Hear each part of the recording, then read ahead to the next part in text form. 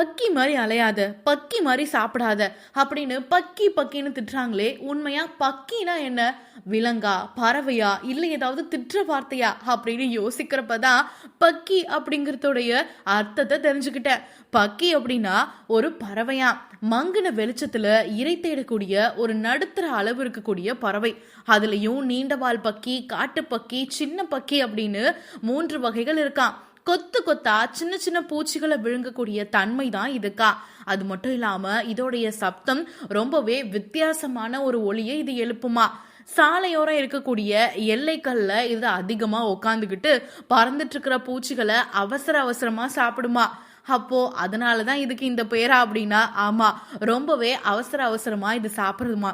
ஆந்தைய மாதிரியே பெரிய கண்கள் இருக்கக்கூடிய இந்த பறவை இருட்டுலையுமே தெளிவா பார்க்கக்கூடிய திறன் கொண்டது அப்படின்னு சொல்லியிருக்காங்க பக்கி பறவைய பத்தி.